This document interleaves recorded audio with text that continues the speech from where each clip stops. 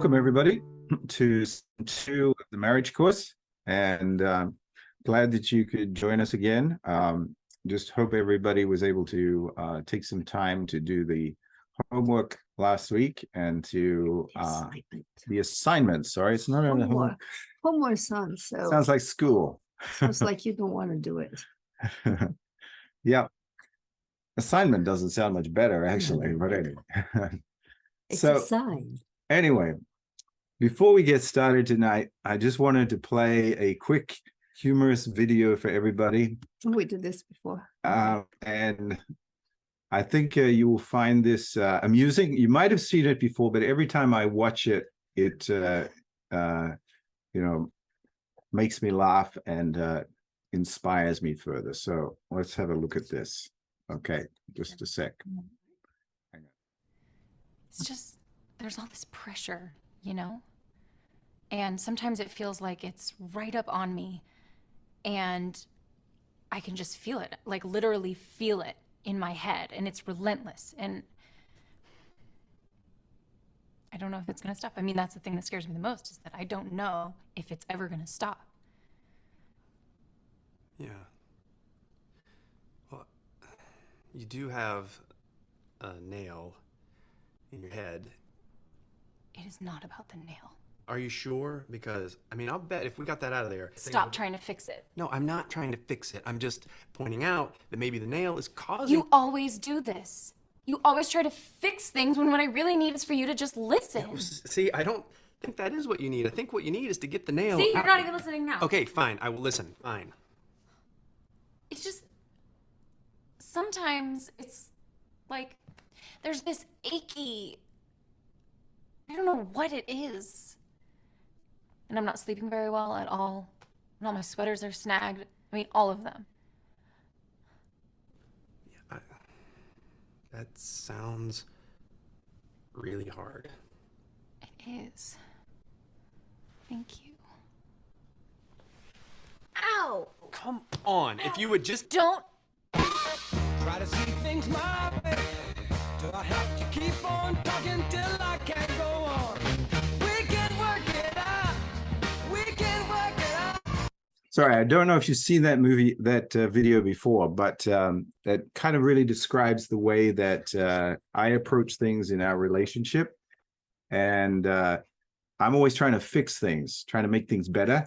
Whereas that's not always what my wife wants. She sometimes just wants me to listen and to understand and to recognize and appreciate the way that she's feeling. And so that can sometimes cause issues. In fact, we've had some, there was an issue that happened not too long ago where we were out for a walk together, and she was sharing about something that was going on and struggling with. And I tried to fix it, and we ended up walking home alone separately. Different paths. Different paths. So I had to go back later. I realized what I was trying to do and apologize to her for that. So tonight's session, as you may have guessed, is all about communication. And so what does communication mean to you?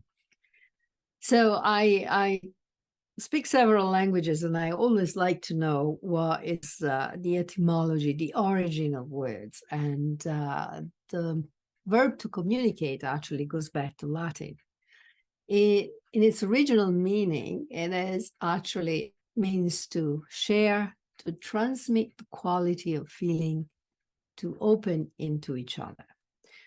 So for me, communication really means to commune. And as I was born and raised Catholic, I remember as a child that communion was really a very special moment for me. So to communicate, it really means to become one with the person I'm communicating with, especially with my spouse. So one thing that I had to realize is that communication is not a means to an end. I'm an engineer, so I'm always trying to figure things out. And I think, okay, you communicate your ideas, you share your ideas, the person gets it, okay, and then you're done. Okay. But actually, it's not the way that you build a relationship. Communication is the relationship. And that was an important distinction for me, because at one point I realized I had stopped communicating with my spouse, and that caused a lot of issues and a lot of problems. So communication is not a means to build a relationship. It is the relationship. In order to continue to grow in a relationship, you need to continue to communicate. And as soon as you stop that communication, if one of you shuts down or stops listening or stops talking, then the relationship quickly dies. It withers, like a weed or a plant that hasn't been given water. So from that perspective, this is really an important part of any marriage. When you actually communicate, you build trust, which is very important, because through trust, you allow the possibility to become vulnerable. So communication is not just an art form. It's a way in which you invite God's presence in your relationship with your spouse, and not just your spouse. This is something that can be applicable to friends, to siblings, to anybody, but in particular with your spouse. You become vulnerable. And in that vulnerability, you kind of acknowledge the possibility that you may be hurt by this person. But even if that possibility is there, you don't close up, you open your heart, you open yourself, and actually you give God the ability to show you something new, something you can learn something new about yourself, about your spouse, about the person you are communicating with. So building trust and allowing for vulnerability allow you to be more authentic about who you really are in the relationship. And these skills are actually not just for your marriage, but they're skills that you take into any relationship in life. I work in a large company where I have employees from all over the world, and I'm often on Zoom meetings with them, all day. And I've come to understand that communication, listening skills is a key part of actually building the relationships that we need in order to do our work and to continue and to function as a team. And, these are important skills in raising your family and your children and your job, in your workplace, wherever you are. So I often bring the skills that I've learned from the marriage course into meetings that I have as well. So I'm going to share the screen now. I will stop the recording at this point and then restart it at the end of this so that I can share everything with people who miss out on this session. Okay.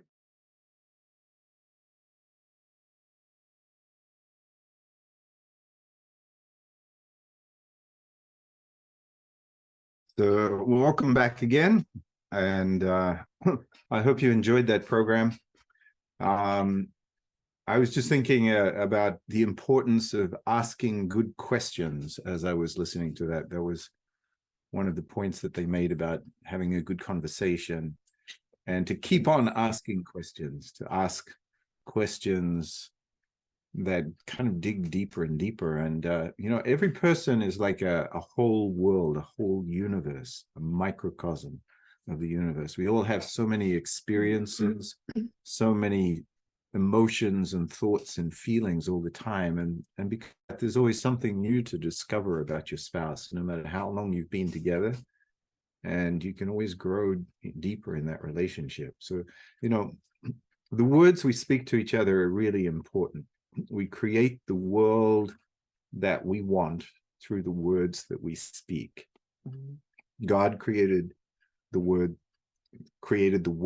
through the word in the Bible, but our society is also created through the words that are spoken. The Constitution are the words that define this nation, and the laws and the words that are written down define how we relate to each other in this society. but our marriages also are created through these words that we communicate to each other. So words of kindness, compassion, love, caring, and saying things like, I'm proud of you. I think you're doing a great job. All of those things really help us to build the kind of relationship that we want. You know, there's nothing that builds me up more than hearing praise from my wife.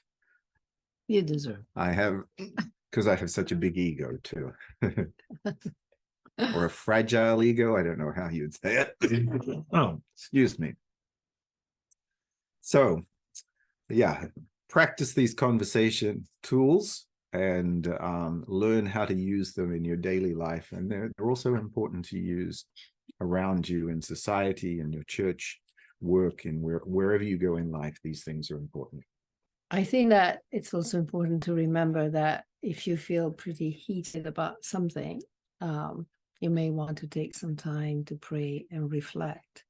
I'm a rather spontaneous person, but I have realized in my life, my married life, that there are times that I really need to reflect on what is the message that I want to convey. And I remember that, you know, flowers get crushed in a storm, but they open to the morning dew. And so reflecting and praying sometimes, or how can I express this in a way that I can actually be understood and get the message through, is very important. So taking time to think and to reflect is also good, not just to blurt things out, because once you say words, it's very difficult to take them back. Yeah. Especially if you've hurt somebody. If you hurt your spouse, then it takes even longer to heal. So let us be wise in our communication, right? Yep. Yeah. So thank you very much for joining us tonight. And we will send out a link to this if anybody missed it. I hope you enjoyed the program. And we look forward to seeing you next Saturday.